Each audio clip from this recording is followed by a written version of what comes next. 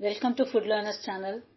இன்னைக்கு நாம healthy tasty கல்யாண ரசம் பண்றது எப்படின்னு பார்க்க போறோம். இந்த ரசம் நீங்க மேரேஜஸ்க்கு போயிருந்தா சாப்பிட்ருப்பீங்க.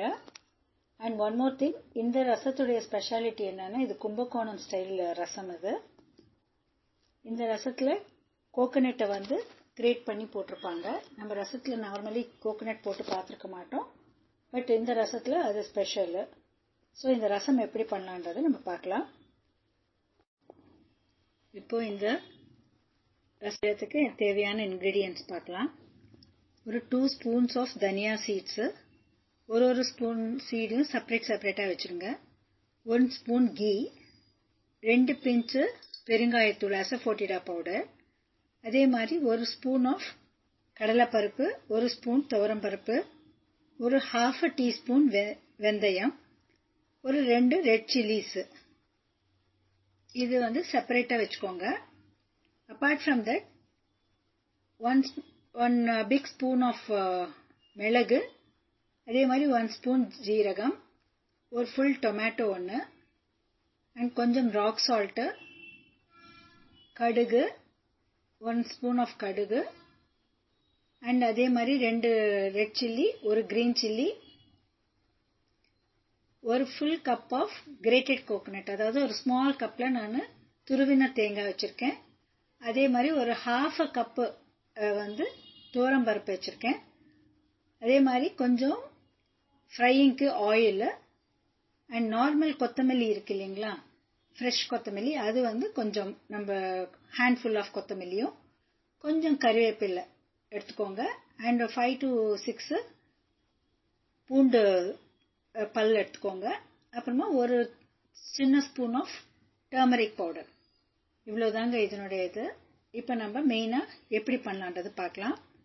ஒரு குக்கர் எடுத்துட்டு அந்த குக்கரில் இப்போ நம்ம பருப்பு செப்பரேட்டாக ஒரு கப்பில் வச்சுருந்தோம் இல்லைங்களா, அந்த கப்பு துவரம்பருப்பை ஒரு 1/2 கப் தான், இது ரொம்ப ஜாஸ்தி இல்லை. அந்த 1/2 கப் பருப்புக்கு 1.5 டம்ளர் வாட்டர், இல்லைன்னா 3 கப்ஸ் ஆஃப் வாட்டர் போட்டுக்கோங்க. ஏன்னா இது எவ்வளோ கப் வாட்டர் போட்டாலும் ரசம் தானே நல்லா தண்ணியாக வரணும்.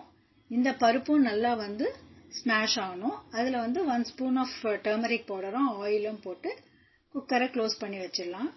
இப்போ நம்ம கிரேட்டட் கோகனட் எடுத்து வச்சுருந்தோம் இல்லைங்களா, துருவின தேங்காய், அதை ஒரு மிக்சி பவுல் எடுத்துட்டு அதில் 3/4 கிரேட்டட் கோகனட்டை போட்டுட்டு, அதுலேயே கொஞ்சம், அதாவது நம்ம ஹேண்ட்ஃபுல் ஆஃப் கொத்தமல்லியில் 3/4 கொத்தமல்லி போட்டுட்டு 3/4, அதே மாதிரி கொஞ்சம் கருவேப்பிலையும் போட்டு, 1 கிரீன் சில்லியையும் போட்டுட்டு, அந்த பெப்பர் இருக்கு இல்லையா, பெப்பர் மொத்தம் போடாமல் ஒரு 5 to 6 பெப்பர் செப்பரேட்டாக எடுத்து வச்சுருங்க. மிச்ச பெப்பர் அதில் போட்டுடுங்க. ஜீரகம் ஃபுல்லாக போட்டுடுங்க. போட்டுட்டு இதை நம்ம கொரன்னு மிக்சியில் போட்டு கிரைண்ட் பண்ணிடலாம். ரொம்ப பேஸ்டாக பண்ணக்கூடாது. அப்படி பண்ணிட்டோம்னா அந்த டேஸ்ட் போயிடும் நம்மளுக்கு. இப்போ இந்த பேட்டர்னில் போட்டுட்டு இந்த மாதிரி தான் கொரன்னு இருக்கணும். இப்போ நம்ம ஒரு பவுல் எடுத்துட்டு அதில் புளியை சோக் பண்ணி வச்சிடலாம், ஊற வச்சிடலாம். இந்த டைம்குள்ளே நம்மளுக்கு குக்கர் விசில் வந்துடுச்சு. ஸோ பருப்பு வெந்துடுச்சு. இப்போ நம்ம ஒரு பேன் வச்சு அதில் 1 ஸ்பூன் கீ போட்டு, நெய் இருக்கு இல்லையா, அதில் அந்த கீயில் ஒரு 1/2 ஸ்பூன் போடுங்க போதும். போட்டுட்டு நம்ம கடலைப்பருப்பு, துவரம்பருப்பு அண்ட் வெந்தயம் வச்சுருந்தோம் இல்லையா, அதை ஃப்ரை பண்ணிக்கோங்க. நான் 2 ஸ்பூன் தனியா வச்சிருந்தேன் இல்லையா, அதில் 1 ஸ்பூன் தனியா போட்டுக்கோங்க. இதில் 1 ஸ்பூன் அப்படியே இருக்கட்டும். 2 ரெட் சில்லி போட்டாச்சு. இப்போ இதை அப்படியே நம்ம ஸ்லோவாக ஃப்ரை பண்ணிடலாம். இப்போ அந்த மிளகு நம்ம ஒரு 5 to 6 எடுத்து வச்சோம் இல்லையா, அதையும் இதில் ஆட் பண்ணிடுங்க. இந்த கீயோடு இதெல்லாம் ஃப்ரை ஆகும்போது எக்ஸலண்ட் ஸ்மெல் வரும்.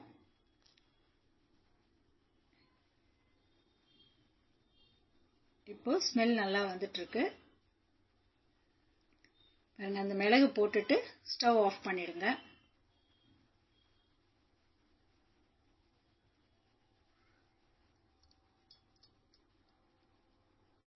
நம்ம மிளகு போட்டுட்டு ஸ்டவ் ஆஃப் பண்ணிட்டோம் இல்லையா, இப்போ நெக்ஸ்ட் ஒரு பிளேட்ல நம்ம அந்த 1 ஸ்பூன் ஆஃப் இன்னொரு ஸ்பூன் தனியா இருந்தது இல்லையா, அதையும் அதோட இப்போ நம்ம ஃப்ரை பண்ணி வச்சிருந்தோம் இல்லையா, அதையும் போட்டு நல்லா கிரைண்ட் பண்ணிடுங்க. இதோட நம்ம அந்த 5-6 பூண்டு பல்லு வச்சுருந்தோம் இல்லையா, அதையும் அதில் ஆட் பண்ணிவிட்டு இன்னொரு வாட்டி ஒரு கிரைண்ட் பண்ணிடுங்க. இப்போ இதுவும் ஒரு மாதிரி குறக்குறன்னு தான் இருக்கும். ஸோ இப்போது நம்ம ஒரு பவுல் எடுத்துட்டு அதில் நம்ம சோக் பண்ணி வச்சிருந்த புளியை வந்து கரைச்சி அதில் தண்ணி அதில் ட்ரான்ஸ்ஃபர் பண்ணிடலாம். இப்போ இந்த புளி தண்ணியில் டேமரிண்ட் வாட்டரில் நம்ம ஃபஸ்ட்டு இந்த கொத்தமல்லி எல்லாம் போட்டு அரைச்சி வச்சோம் இல்லையா, கிரேட்டட் கோகோனட்டு, பச்சை மிளகாய், கருவேப்பிலை எல்லாம் போட்டு அந்த மிளகு சீரகம் எல்லாம் அதை எடுத்து இந்த தண்ணியில் மிக்ஸ் பண்ணிடுங்க. அதே மாதிரி இன்னொன்று அந்த ஃப்ரைடு ஐட்டம்ஸ் இருக்கு இல்லையா, கடலைப்பருப்பு, துவரம்பருப்பு, மிளகெல்லாம் அதையும் அதில் ஆட் பண்ணிடுங்க. அண்ட் 1 டொமேட்டோவை ஸ்மால் பீசஸாக கட் பண்ணி அதையும் இதில் ஆட் பண்ணிடலாம்.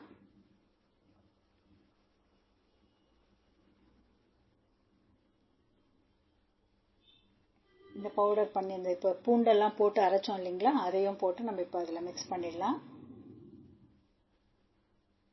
இதோட நம்ம ஒரு 2 pinches ஆஃப் அசோஃபோட்டிடா பவுடர் வச்சுருந்தோம் இல்லையா, அதையும் இதில் போடுங்க. போட்டு இப்போ நல்லா இதை மிக்ஸ் பண்ணிடுங்க, கலந்துடுங்க. இது கலந்து இது கொஞ்ச நேரம் அப்படியே இருக்கட்டும். அதுக்குள்ளே நம்ம ஒரு கடாய் பேன் வச்சு பேனில் ஆயில் போட்டு நம்ம ஆல்ரெடி போட்டு ஃப்ரை பண்ணதில் இருக்கோம்ல, இப்போ இந்த இதில் நம்ம ஆட் பண்ணியிருக்கோம் பாருங்கள், இன்னும் வாட்டர் ஒரு 2 glasses ஆஃப் வாட்டர் இதில் ஆட் பண்ணிட்டோம்.